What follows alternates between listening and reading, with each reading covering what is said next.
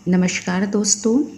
अब हम 1789 में फ्रांस की राज्य क्रांति होने के कारणों पर विस्तृत चर्चा करेंगे। इसमें सबसे पहले हम राजनीतिक दशा पर बात करेंगे। हमारा पहला कारण है राजनीतिक दशा। जिस समय फ्रांस में क्रांति हुई उस समय यूरोप में इंग्लैंड को छोड़कर बाकी सभी देशों में निरंकुश राजतंत्र की व्यवस्था चली आ रही थी। फ्रांस में भी देवीय सिद्धांत पर आधारित निरंकुश एवं स्वेच्छाचारी शासन व्यवस्था विद्यमान थी। लुई 14वां एक योग्य शासक था और वह कहता था, मैं ही राज्य हूँ। उसने अपनी योग्यता के बल पर फ्रांस को एक सुदृढ़ राष्ट्र के रूप में स्थापित किया था, लेकिन उसके उत्तराधिकारी लुई 16वें के समय जब क्रांति हुई तब तक परिस्थितियां बिल्कुल बदल चुकी थी। लुई 16वां एक अयोग्य शासक था तथा निरंकुश शासन की सफलता शासक की योग्यता पर निर्भर करती है, लेकिन लुई 14वें के उत्तराधिकारियों में इस गुण का सर्वथा अभाव था। इस कारण वे प्रशासन को सुचारू रूप से संभालने में असमर्थ सिद्ध हुए। लुई 16वें की लापरवाही और अयोग्यता के कारण प्रशासन एकदम अस्त व्यस्त हो गया। निरंकुश राजतंत्र, जो अभी तक फ्रांस की राजनीतिक व्यवस्था का मुख्य आधार था, वह अब बदली हुई परिस्थिति में अभिशाप बन गया। लुई 16वां एक अयोग्य शासक था। उस पर उसकी पत्नी मेरी एंटवानेट का बहुत अधिक प्रभाव था। लुई किसी भी काम को अपनी प्रेरणा से नहीं करता था, वरन रानी के दबाव में आकर निर्णय लेता था। जबकि रानी एक षड्यंत्रकारी महिला थी, साथ ही बहुत अधिक फिजूल खर्ची भी करती थी, जिससे राजकोष पर बहुत अधिक भार बढ़ रहा था। फ्रांस में थर्ड एस्टेट से ही कर वसूल किया जाता था, जिससे जनसाधारण में घोर असंतोष व्याप्त था। साथ ही फ्रांस की कानून व्यवस्था में भी कोई एकरूपता नहीं थी। विभिन्न क्षेत्रों में विभिन्न प्रकार के कानून लागू थे। इन कानूनों के अनुसार जो बात एक जगह वैध मानी जाती थी, वही दूसरी जगह अवैध मानी जाती थी, जिसके कारण सर्वत्र अराजकता व्याप्त थी। फ्रांस की राजनीतिक स्थिति एकदम गतिहीन हो चुकी थी। सारी व्यवस्था एक व्यक्ति और एक परिवार के हाथ में निहित थी और शेष सभी लोग अपने ढंग से अपने अपने हित साधन में लगे हुए थे। इस प्रकार इस जर्जर, भ्रष्ट और गतिहीन राजनीतिक जीवन का अंत होना ही था। फ्रांस की क्रांति का अगला कारण है सामाजिक दशा। हमने देखा था कि फ्रांस में पुरातन व्यवस्था विद्यमान है, अर्थात समाज जो फ्रांस का था वो सामंती व्यवस्था पर आधारित था। फ्रांसीसी समाज 3 वर्गों में विभाजित था। फर्स्ट स्टेट, जिसमें पादरी वर्ग के लोग आते थे। सेकंड स्टेट, जिसमें सामंत एवं कुलीन वर्ग के लोग सम्मिलित थे, तथा थर्ड स्टेट, जिसमें मजदूर, किसान एवं मध्य वर्ग सम्मिलित थे। इनमें प्रथम एवं द्वितीय स्टेट के लोगों को विशेषाधिकार प्राप्त थे, जबकि थर्ड स्टेट अधिकार विहीन वर्ग था। विशेषाधिकार प्राप्त वर्ग के लोगों को कई तरह की सुविधाएं प्राप्त थी। उन्हें किसी भी तरह का कर नहीं देना पड़ता था। साथ ही सभी उच्च राजकीय पदों पर केवल उन्हीं की नियुक्ति होती थी। वे फ्रांस की 1/4 भूमि के मालिक होते थे। ये विशेषाधिकार संपन्न वर्ग के लोग जनसाधारण से कर वसूलने का कार्य करते थे। उनसे तरह तरह के सामंती कर, बेगारी आदि लेते थे। साथ ही अधिकांश कुलीन अपनी जागीरों से हटकर वर्साय में रहा करते थे। इस कारण अपने क्षेत्र से इनका संपर्क टूट गया था और समय आने पर वे अपनी जनता का नेतृत्व नहीं कर सकते थे। इसके साथ ही फ्रांस में चर्च का अपना स्वतंत्र संगठन, कानून, न्यायालय और करारोपण था। चर्च टाइथ नामक कर वसूलता था। देश की भूमि का 5वां भाग चर्च के पास था। जो बड़े पादरी होते थे उन्हें धार्मिक कार्यों से कोई मतलब नहीं था। वे चर्च की संपदा का खुलेआम उपयोग करते थे और हमेशा भोग विलास में लिप्त रहते थे, जबकि छोटे पादरियों का जीवन बड़े कष्ट से बीतता था। बड़े पादरी और छोटे पादरियों में आपसी मतभेद था। ये छोटे पादरी प्रायः सुशिक्षित थे और उनका झुकाव एस्टेट के प्रति था।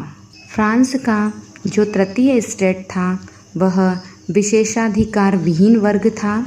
इसमें कृषक, मजदूर, शिल्पी, घरेलू कर्मचारी, व्यापारी और बुद्धिजीवी लोग आते थे और मध्य वर्ग के लोग आते थे। इस वर्ग को सबसे अधिक कर देना पड़ता था। यह वर्ग फ्रांस की पुरातन व्यवस्था में सबसे अधिक शोषित वर्ग था। इसलिए यह कोई आश्चर्य की बात नहीं कि जब फ्रांस में क्रांति शुरू हुई तब इस वर्ग ने हृदय से इसका स्वागत किया और अत्याचारी कुलीनों को खत्म करने में किसी भी प्रकार की कमी नहीं छोड़ी। फ्रांस की क्रांति का अगला कारण है मध्य वर्ग की उत्पत्ति। फ्रांस का मध्य वर्ग, जिसमें डॉक्टर, वकील, लेखक, शिक्षक, दार्शनिक आदि लोग आते थे, थर्ड एस्टेट के अंतर्गत आता था। यह वर्ग आर्थिक रूप से तो संपन्न था, लेकिन इन्हें राजनीतिक अधिकार प्राप्त नहीं थे तथा इनकी सामाजिक स्थिति भी दयनीय थी। लेकिन यह वर्ग आर्थिक रूप से संपन्न जरूर था। इनकी जनसंख्या अधिक थी, लेकिन इन्हें अधिकार कुछ भी प्राप्त नहीं था। यह वर्ग कुलीनों के समान सामाजिक समता प्राप्त करना चाहता था एवं सामंतों की सामाजिक श्रेष्ठता से घृणा करता था। फ्रांस की क्रांति का सबसे प्रमुख नारा समानता था और मध्यम वर्ग के लोगों ने ही इसको बुलंद किया था। ये लोग स्वतंत्रता पर उतना अधिक जोर नहीं देते थे जितना समानता पर। मध्य वर्ग अपने युग की क्रांतिकारी विचारधाराओं से अत्यधिक प्रभावित था। जब क्रांति आरंभ हुई तो क्रांति का नेतृत्व और संचालन इसी वर्ग के लोगों ने किया। फ्रांस की क्रांति का अगला कारण है आर्थिक दशा।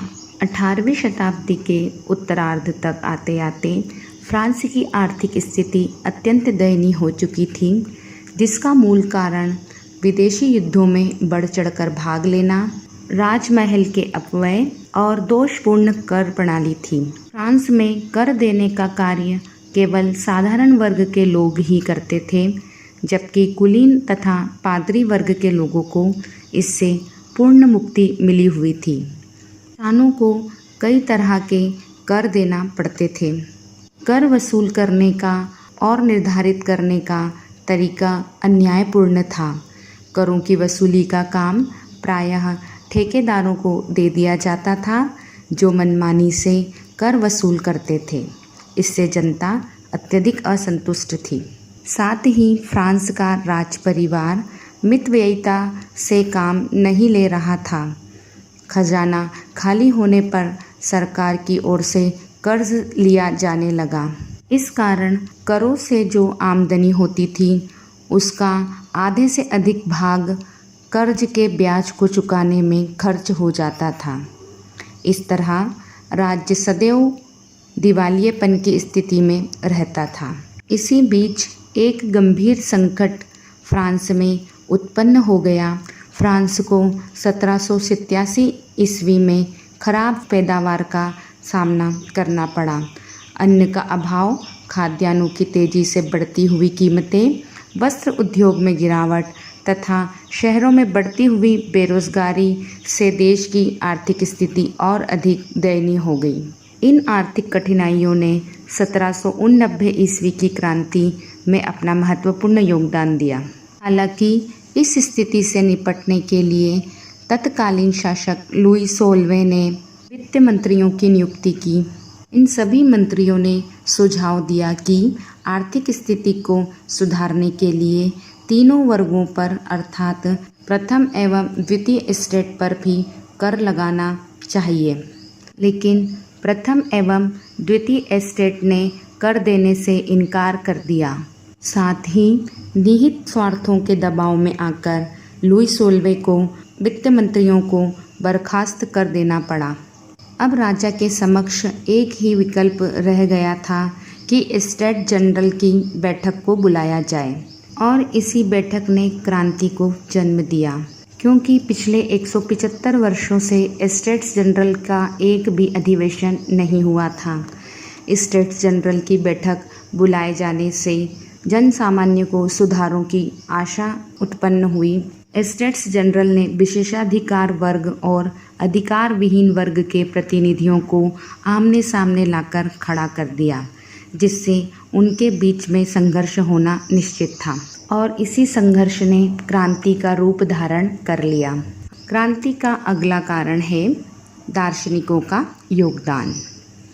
इस बिंदु के अंतर्गत हम देखते हैं कि फ्रांस में विरोध का जो नन्हा सा पौधा लगा हुआ था, उसे विचारकों के लेखन ने खाद पानी देकर समृद्ध बनाया। क्रांति की अग्नि को तीव्र रूप प्रदान करने का श्रेय कुछ विचारकों को दिया जाता है। रूसो, मॉन्टेस्क्यू और वोल्टेयर प्रमुख दार्शनिक थे। क्रांति के संदर्भ में एक बार नेपोलियन बोनापार्ट ने कहा था, यदि रूसो ना हुआ होता तो फ्रांस में क्रांति भी नहीं होती। आइए अब हम इन तीनों दार्शनिक विचारकों के विचारों पर चर्चा करते हैं। सबसे पहले हम रूसो पर बात करते हैं। रूसो एक प्रतिभाशाली व्यक्ति था तथा उसने एक आदर्श व्यवस्था की कल्पना की थी। रूसो का विचार था कि मनुष्य ने प्रकृति में स्वतंत्र रूप से जन्म लिया है, लेकिन आज मनुष्य सर्वत्र बंधनों में जकड़ा हुआ है। अर्थात उसने अपने विचारों से असमानता पर कटु प्रहार किया। उसने अपनी पुस्तक सोशल कॉन्ट्रैक्ट में समझौतावादी सिद्धांत दिया, जिसमें उसने स्वतंत्रता, समानता और बंधुत्व पर आधारित समाज की बात की। आइए हम यहाँ पर देखते हैं कि उसने अपनी पुस्तक सोशल कॉन्ट्रैक्ट में क्या कहा। रूसो ने बताया कि राजा का पद कोई देवी वस्तु नहीं था। जनता ने ही एक समय राजा को अधिकार दिए थे, जिससे कि वह उनको शांतिपूर्ण जीवन व्यतीत करने में सहायता कर सके। किंतु जब राजा ने उन अधिकारों का दुरुपयोग किया, तब जनता को अधिकार है कि वह ऐसे स्वेच्छाचारी राजा के विरुद्ध विद्रोह कर दे। इस तरह रूसो ने मानव के अधिकारों की घोषणा की और स्वतंत्रता तथा समानता को मनुष्य का जन्मसिद्ध अधिकार बताया, जिनकी प्राप्ति एक प्रजातांत्रिक व्यवस्था में ही हो सकती है।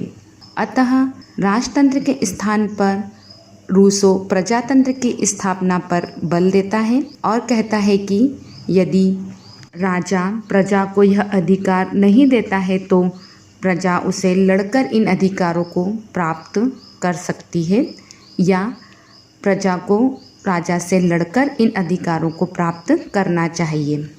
रूसो के इस रचनात्मक कार्यक्रम का जनता पर गहरा असर पड़ा। अगला विचारक है मॉन्टेस्क्यू। मॉन्टेस्क्यू ने राजा के दैवी सिद्धांत को गलत बताया तथा उसकी स्वेच्छाचारिता का विरोध किया। उसने जनता का ध्यान एक नवीन शासन पद्धति की ओर आकर्षित किया। उसने अपनी प्रसिद्ध पुस्तक द स्पिरिट ऑफ लॉ में बताया कि राज्य की तीनों शक्तियाँ कार्यपालिका, व्यवस्थापिका और न्यायपालिका एक ही व्यक्ति द्वारा संपादित होने से परम स्वेच्छाचारी शासन स्थापित हो जाता है। अतः व्यक्ति की स्वतंत्रता को सुरक्षित रखने के लिए इन तीनों शक्तियों का पृथक पृथक रहना आवश्यक है। अर्थात मॉन्टेस्क्यू ने शक्ति पृथक्करण के सिद्धांत पर बल दिया।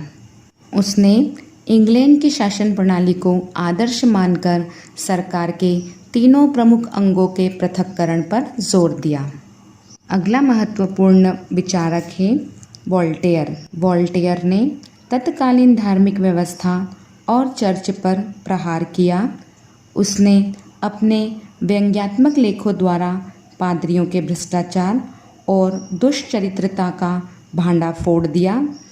इन लेखों को पढ़कर तत्कालीन धर्म और पादरियों के प्रति फ्रांस की जनता की श्रद्धा एकदम समाप्त हो गई। वोल्टेयर ने जनता को बताया कि उन्हें वे ही बात अथवा विचारों को मानना चाहिए जो कि तर्क की कसौटी पर खरी उतरें। तर्क के द्वारा ही किसी संस्था के गुण दोषों को जाना जा सकता है तथा अंधविश्वासों को दूर किया जा सकता है। वोल्टेयर ने फ्रांस के बुद्धिजीवियों को सोचने पर बाध्य कर दिया। इस तरह क्रांतिकारी वातावरण के सृजन में इन तीनों विचारकों का विशेष सहयोग रहा। इनकी विचारधाराओं ने एक अभूतपूर्व बौद्धिक जागरण पैदा कर दिया और फ्रांस की जनता अपनी हीन अवस्था का अंत करने के लिए व्याकुल हो उठी। लेकिन इसके साथ ही तत्कालीन फ्रांस की सामाजिक, आर्थिक, राजनीतिक व्यवस्था के प्रति लोगों में जो घोर विरोध उत्पन्न हो रहा था, उसे इन विचारकों ने क्रांति के और अधिक निकट ला खड़ा कर दिया।